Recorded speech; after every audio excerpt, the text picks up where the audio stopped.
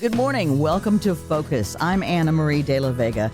You know, a lot of spotlight gets put on things like TV shows with 911 this and 911 that and emergencies and hospital dramas, and not as much focus gets put on the people who are helping those guys do their jobs. The American Red Cross of Tennessee, for example, providing blood supplies and lots of other services and lots of other help throughout the community. Today, we want to focus on the American Red Cross of Tennessee, and we've got Paige Zulandt, the Regional Communications Manager of the American Red Cross of Tennessee, to tell us more. Welcome. Yay, thank you so much for having me. I love talking about the American Red Cross and especially our blood donors and blood donation. Mm-hmm. And see, we need to have like an American Red Cross TV show, and then everybody will be flocking in to donate blood. I agree. You agree? Yeah. That's where I think everyone would understand a little bit more, but that's why I'm here. So we're going to talk about blood donation. And One thing I think that most people don't know is that every 2 seconds, someone in the U.S. needs blood. Mm-hmm. It's that often, it's that needed, and that's why you always hear us asking about it. 2 seconds. Is the need for blood greater or less depending on the time of year, depending on the season, depending on the month? So we always see a need for blood. We always want to make sure that our blood supply is strong so that no matter what is happening, that the hospitals always have their shelves stocked. But yes, depending on the time of year, we do see a greater need, and that comes down to if we see a drop-off in people donating. So that usually starts around the holidays. Holidays, peoples are out of routine. You know, you're planning things with your family. You're not always thinking about keeping your blood donation appointment. Right. So we tend to see a drop. And also kids are out of school. So any of our school blood drives, those aren't happening. So it's just things to keep in mind and why you see a greater ask from the American Red Cross. So that happens usually around holidays and then all the way into January, because in January we see severe winter weather. And when winter weather happens, that can cancel blood drives. And when those happen, we then start to see the need on hospital shelves. For everybody that needs blood, we need to make sure that we have it. So if any blood drives get canceled, then we're always looking for where is it safe to have blood drives? Can people sign up if they're in an area that's not impacted by winter weather? So just encouraging people to keep those appointments, to make those appointments. And then also it's cold and flu season. So if you're not feeling well, you shouldn't donate blood. We do want to make sure you're healthy. So if we start to see that, then it's wait till you feel better, rest, recover, and then remake your appointment. But it's all those things to keep in mind that if you haven't donated blood before, but maybe January or any time that we see the greater need even over the holidays, maybe that's the time to start. Step up. Yeah. Make that kind of a resolution. Yeah. I would love to see more people. I actually had a volunteer tell me, hey, I made a New Year's resolution to donate blood. And to do it multiple times a year, because you can donate blood every 56 days. So that's up to 6 times a year. So you don't have to just do it in the times of critical need. You can do it any other time of the year. We also see a need over the summer, just because everyone's busy having fun, going on vacation. So why not make that your resolution that you're going to give blood during January, but maybe a few other times during the year too. That's good. And if you feel like I only can really make time for it a couple of times or a few times, maybe focus on the holidays and maybe focus in the summer. Yeah. Because that's when everybody else is going to drop off. If that's what works for you, we would absolutely love to see it. Yes, but she wants to see us every 58 days, to be honest. 56 days. 56 days. Yes, I would love to see you every 56 days. But we understand life gets in the way. She's like, don't cut me off 2 days. Don't add 2 days to it. You want to talk about the process possibly of donating blood? Because I know people who may not have donated for a long time may not realize that it's changed, it's streamlined, it's super easy, it's super fast. Yes, very easy to do. In total, your appointment should take about 1 hour to donate blood, but the time in the chair is only about 8 to 10 minutes. So very quick, the actual donation part. So what would happen is you make your appointment. You can do that at redcrossblood.org. We also have our Red Cross Blood Donor app, 2 easy ways that you can make your appointment. You'll find a donor center near you, a blood drive happening near you, select your time slot, sign up. And then when you'll come in that day and you'll come up to the register, you'll let them know your name, make sure you have your photo ID just so they can determine who you are, and you're already checked in. We also have a rapid pass you can complete ahead of your appointment that'll make your health history go very fast. Yes. So you complete that online ahead of time, you're all set, ready to go. Sit down in the chair, they'll call you when they're ready, and you'll complete your health history. So this is a personal a private, confidential interview just to make sure that everything's okay, that you're feeling well. Yeah. You do a little mini physical. You get your temperature checked. You check your hemoglobin, your blood pressure. If everything checks off, everything's okay, then you move on to the donation side. And this is where you get into the chair. You'll have the staff, the phlebotomist will disinfect your arm, quick pinch, and then 8 to 10 minutes, for some people, even faster than that. Yeah. You'll donate blood. And then as soon as it's out, wrap you up, and they send you over to the refreshments, and you just get cookies and juice, water, wait 15 minutes, and you're good to go. What I do notice is that using the Rapid Pass, it takes us less than an hour for sure. Yeah. Because you can take care of your medical history on the Rapid Pass. They ask you, they run through it right quickly. Since you filled out your Rapid Pass like 30 minutes ago, since you filled it out, has this changed, this changed? I mean, it's faster. Yeah. Because you really don't have to stop and think about everything. Well, what about so-and-so? And have I done this? And you've just done it on your Rapid Pass. And then they roll back through it. Because I want people to know, like, sometimes an hour to me felt intimidating. I'm like, oh, an hour. Because very busy life. Yeah. A lot of people. And to know that you can take care of part of it in advance, right before you go, right before you get there, and then you roll through it, and you can get in and out really, really pretty quickly. Mm-hmm. And I got to say, we go to the Hendersonville location, the blood donor site, and they're fun. Yes. They're fun at that location. And so they're like, one of the ladies, I think her name is Ginger, she was looking over the kind of like a little barrier type area at me, like, I don't know if we're ready for you, or something like that. We're like, we like this lady already. And they make the time fly.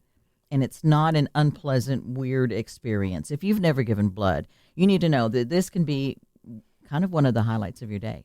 I find our staff to be so fun every time that I go. So if you're in downtown Nashville and on Charlotte Avenue, yes, there's our blood donor center, and that's where I usually typically go. It's where I work, and it's just so nice. They're all so much fun. You have a great time, great conversation. And then I've met donors that come through there, and they're all so wonderful and having such a great time. We have a couple that makes like a date. It's a date for them. So they'll come and donate platelets together and like donate blood. So that's another idea for anyone. If you need a good date night and feel like giving back, you could do that. So, and then they know they've done something good, and they make themselves feel better as well. And you have a friend with you. You have someone with you, which is always nice. So if you're going to donate blood, maybe bring someone with you. Have them make an appointment too. I love it. And then they get a cookie. That's one of the best parts. I remember going to the 22nd in Charlotte location, and the lady there who kept handing out cookies, she was like, "You want a cookie? You want a cookie?" She said, "Come on, baby, just you go. You can do it." You know, like that. She was like, "You don't diet today," or whatever, things like that. Yeah. She was just very, very fun. No, you want the extra sugar rush. We promise. Yes, and you said platelets. Yes. So platelets. For anyone that is feeling ready for the challenge of donating, because it is a little bit longer of a donation, but I don't want that to scare anyone away. Right, no. But it's just because they use both your arms, because as they're taking some out, you are getting your blood back in. They're taking your platelets, which is just part of the vital blood products. Yeah. So your blood is the plasma, blood, and platelets. So that's where most people are giving a whole blood donation. So that's usually what you see when they ask you. It's a whole blood because you're giving all of it. Yeah. But when you're doing platelets, you're getting some of it back. So you're just giving them the platelets. And why the platelets are so important is that they only last on the shelves for 5 days. Oh, wow. Only 5 days. So from the time that you give, they have to go and be used. And they are. It's very important, especially for cancer patients. That's one of the main things that platelets are used for. It's to help in their clotting process. So it's about 50% of platelets are used for cancer patients. Oh, wow. So very important to have on the shelves. And again, they're every 5 days is when we need more. And actually, you can donate platelets more often. You can donate platelets about every 7 days. So you can do it a lot more often if that's something that interests you. I have people who prefer that process over donating whole blood. So it just depends. It's a totally personal preference if that's for you. But it's just for anyone who's considering it. If you're up for something different, try donating platelets. I have a dear friend who said her husband's life was literally saved by platelets, somebody donating platelets, and was part of the important part of the treatment for him. Yeah, and that's, I think, with blood and platelets, any of these donations, you're saving a life. You can save more than one life with your donation, and that's what's so I think great is that you're instantly giving back. By coming in to donate blood, you're giving back right away. You're helping someone. You could be helping with the Red Cross donating to us. You could be helping mothers who've just given birth, premature babies, cancer patients, accident victims, anybody that needs any blood at the moment that they need it, you could be helping them. If you're just joining us, this is Focus. I'm Anna Marie, and we're talking with Paige Zulandt, the Regional Communications Manager with the American Red Cross of Tennessee. Now, blood donors, especially needed during the holidays, especially needed during the summer, but blood donations is not by a long shot all that the American Red Cross deals with or helps the community with. No. So depending how you know us, if it's for blood donation, that's great. But maybe you also know that we're the people who show up in times of disaster. And the most common disaster that we respond to, if you're thinking tornadoes or hurricanes, but it's actually home fires. Oh. Home fires are the number one disaster that we respond to. And unfortunately, during the cold months, so anytime in the winter, you're going to see in holidays in January, we see an uptick in home fires. Oh, wow. So it's the most important time for us. We will be responding, but we're also then encouraging everyone to really be aware and try to be as safe as possible. So when you're thinking of those space heaters, making sure that you're keeping them at least 3 feet away from anything else, making sure that they're on a hard, flat surface, not on any carpets or rugs, and making sure that you turn them off before you leave a room and never leave them unattended. You don't want to start any home fires through your space heater or any of those. Yeah. You also want to make sure to not leave candles unattended. Yeah. One of the big things we also see, especially around the holidays, is cooking fires. Oh. So making sure that you're staying safe in the kitchen. If you have to leave at any point, making sure you're turning off that stovetop.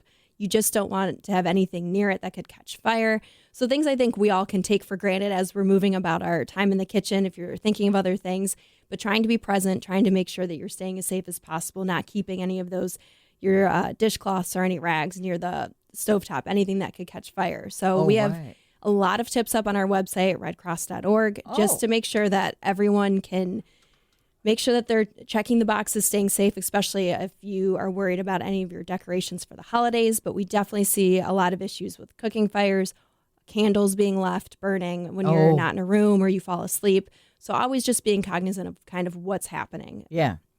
I learned, I think, through the American Red Cross to not leave a candle out of your sight. Yes. They said don't leave the room, but really make sure you can see it. Because if you leave the room, by the time you get back, something bad could have gotten started. Yeah.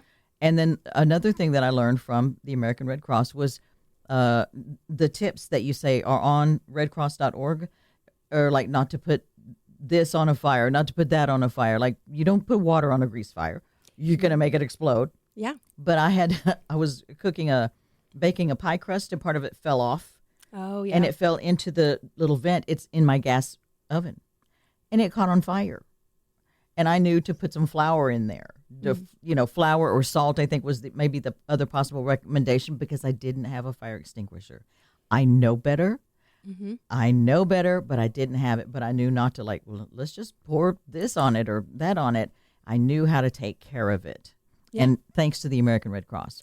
Yeah, and that's what we're trying to make sure that everyone knows, that if you can right now, if you want to make sure you have a fire extinguisher nearby and in your kitchen, always a smart thing to have, just in case something happens. I know other things are for like the grease fire. If you smother something in your stovetop with a baking sheet, like your cookie tray, that's a way to smother it, give it no oxygen. So things just to keep in mind as you're cooking and trying to stay safe. We just don't want to start any home fires. Again, it's the number one disaster that we respond to, and especially when it starts getting cold outside. So what do you do when somebody's had a home fire? What is the American Red Cross able to do? So the American Red Cross, we show up right with the fire department right after, as soon as we learn. If we aren't called right away, tell everyone, if this happens to them, to call us. Okay. We will show up. We will be there. So we have volunteers. Our disaster volunteers are on call, ready to show up and be there. They are, I think, kind of that support system, that maybe a friendly face, that hug to know that this could be one of the worst days of your life for those people that have had a home fire, if their home is gone. But they're there, ready to show support. So if they need any assistance to find housing for that night or for their foreseeable future, that's the American Red Cross. Oh, wow. You'll work with a caseworker to see if there's any other assistance that we can give you. We're our caseworkers are there from start to finish, checking in with you even after they close the case, but just making sure that you have that support. You have everything you need. Do you have food? Do you have shelter? Are you safe? Are you somewhere that do you have anyone to call? So some people might be, oh, I can right away go stay with family. That's okay, but we're still there. What else can we do? How else can we help? Yeah. So it's very important that there are avenues for people with home fires. There's different financial assistance, housing assistance, whatever we can do to make sure that everyone's okay. Wow. One of the first faces you're going to see after the firefighters is the American Red Cross. Yes. And I think we spoke before about the training to be a volunteer with the American Red Cross. Would you kind of walk people through that a little bit? So there are a lot of volunteer positions with the American Red Cross. So we like to say that there is something for everyone.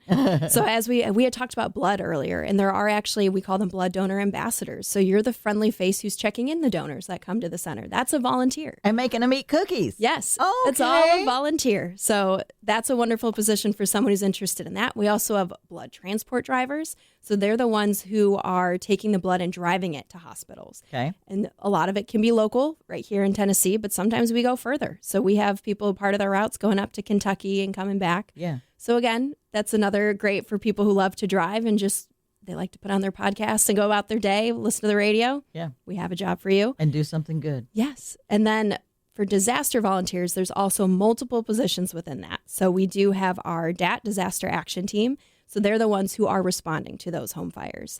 And then we have other ones who are shelter volunteers. So if a disaster were to happen, a bigger scale where we have to open a shelter, we have teams who come in and they work it. So they'll help with your registration, your sign-in. They'll make sure we have caseworkers who will open your case and make sure that everything's okay, help you from start to finish. We have our shelter resident transition role. So the minute that a shelter is getting ready to close, but maybe you don't have somewhere to go, they're working with you of, okay, how can we get you to somewhere safe and somewhere to go? Let's help rebuild your life. Because for some people, it's losing their home, it's losing their jobs or their business, depending what the disaster is or what happened. So we have volunteers, again, helping you with that every step of the way. So there's just so many. We're also working right now. We have a Shelter Heroes campaign because we're hoping to get a lot of shelter volunteers all kind of on a team ready to go. So in case something were to happen here in Tennessee, they're ready to open a shelter as quick as possible in the event that we have more tornadoes happen or another hurricane or anything like that. So we want to have, so our Shelter Heroes are someone we're so grateful for. And so all of that you can find on redcross.org/volunteer. Okay. You can find all the open positions, all the different volunteer roles.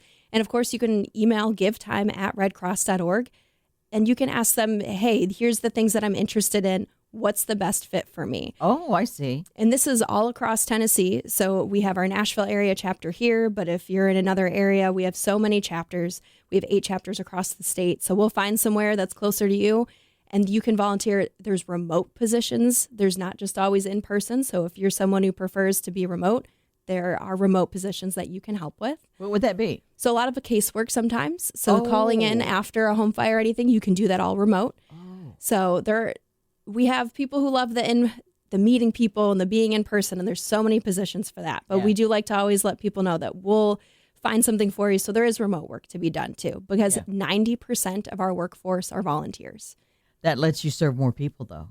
Because that also makes sure that the money that we get, anyone who donates to the American Red Cross, it's going back into our mission. So 90 cents of every dollar. It's all goes right back. That's a high percentage. Because 90% of us are volunteers. So there's 90% of volunteers so that we're able to right away, everything that we get, just put it right back. Mm-hmm.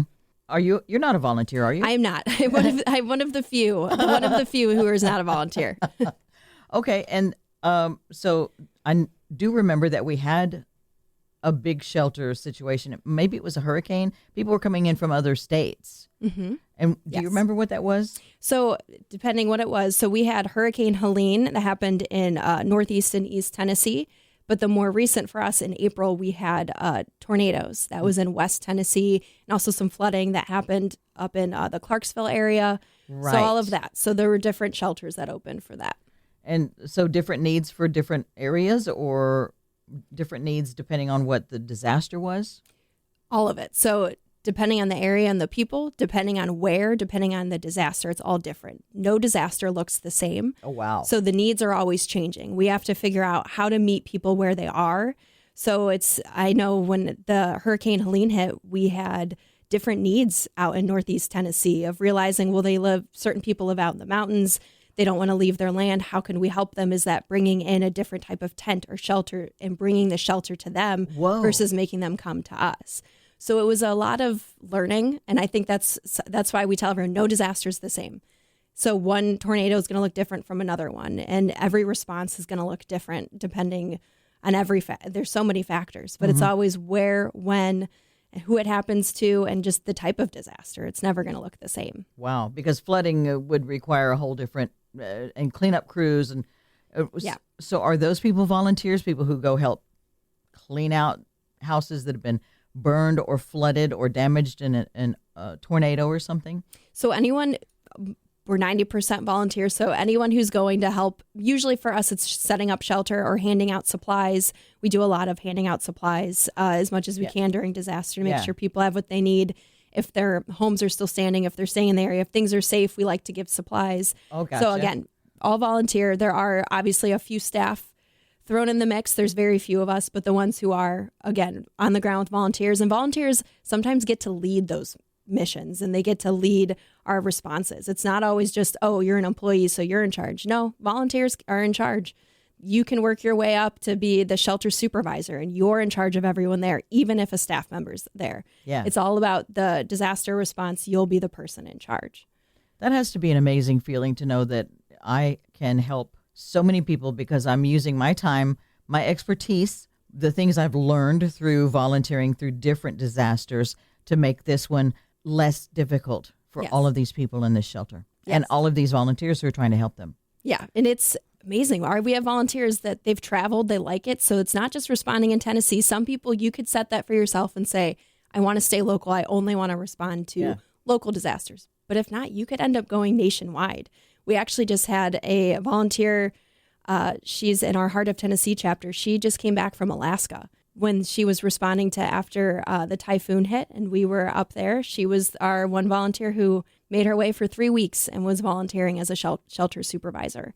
Oh my gosh. We have people go to California when wildfires hit. So it's we go where we're asked, we go where we're needed. And that's something where I tell people, if you're interested in volunteering, it doesn't just mean Tennessee. It means you could really be making an impact nationwide. That's an incredible mission that the American Red Cross of Tennessee has taken on. And you do it well. Well, thank you. Thank you. Okay, what else do we want to talk about and let listeners know about? We have a few more minutes. What do we want to let them know that the American Red Cross does that we can help with? Well, I have a few things, but I will start with I have to mention, because I feel like many people don't know, is we have a line of service called our Service to the Armed Forces. So that means we are helping our military and veterans and their families. So I just like to always mention that to let everyone know that's a service that we offer. Yeah. So we have our Hero Care Network, which means we have volunteers that are helping connect during an emergency. If something were to happen, a family emergency, like unfortunately someone passing away, but their family members overseas serving, the Red Cross is that point of contact. Oh. So they'll find that information, they'll verify, they'll find that active duty military member. They'll connect with them, let them know what has happened, and find the way to get them back to the States. Whoa. That's all the Red Cross, to make sure they're that line of communication, they're that support. And it starts from the moment that they enter the service. They get told all of our American Red Cross services that they offer.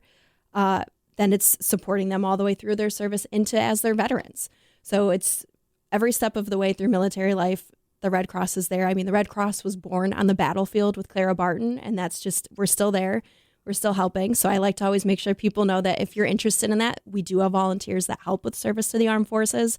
So just know that that's still something that the Red Cross does. I don't know that many people do know that. I'm so glad you mentioned it. Oh, what else? How else can we help? Well, I just want to mention, as we talked about blood donation, I do want people to know about our Red Cross blood donor app. Specifically I know that people, I'm sure I could just tell you, oh, you can make your appointments on it. But what's really amazing is you can follow your blood's journey. Mm-hmm. So you can see from start to finish. So when it's in different parts of the processing, making sure that it's all safe and ready to go, you can see where your blood ends up, which hospital it went to. Wow. So you get to have that moment of, well, there's where my blood went. You won't see exactly what it say, but you get to see where it went and who it could be helping. Yeah. And I think that's just so rewarding. When we talk about things that make you feel good, that's really, I think, one that can be very rewarding. So another point too, donate blood when you can. I'm sure this January you will be hearing us talk about National Blood Donor Month at any point. And so just a reminder that we love our blood donors. We appreciate them and their tremendous gift that they give, the life-saving gift of blood. But if you haven't donated before, we would love to see some first-time donors this year too. What are the requirements to donate blood? So you have to be at least, in most states, 17, but you can be 16 with a parental consent. So you just have to sign a form. It's 110 pounds, a few other, I don't know the exact height, but there's just a few little requirements. And then of good health. There actually is no age limit. So as long as you're able to and you're feeling healthy, you can keep on giving. And if you're ever unsure about your eligibility, we have all of that online at redcross.org/eligibility. You can also just give us a call, send an email if you have any questions, and someone will be happy to go over with you any questions you have about maybe if it's somewhere you traveled or if you're unsure about the medications you're taking. Just we can help make sure before you go in, hey, you're safe to give. Oh, okay. Now, we have just a couple minutes left, and you said something a minute ago that intrigued me about serving the members of the armed forces. Yes. Can we touch back on that just course. a little bit? What else does the American Red Cross do in their lives? So I know for veterans, we're just providing support for them any way that they need. We do some mental health services for military families as well as veterans. So anything that they may need, physically, mental health, we're there. In what way? Do you have counselors or do you? Yes. So there's counselors. There's a 24/7 hotline. So just a way that they can call in and get help. There's different courses.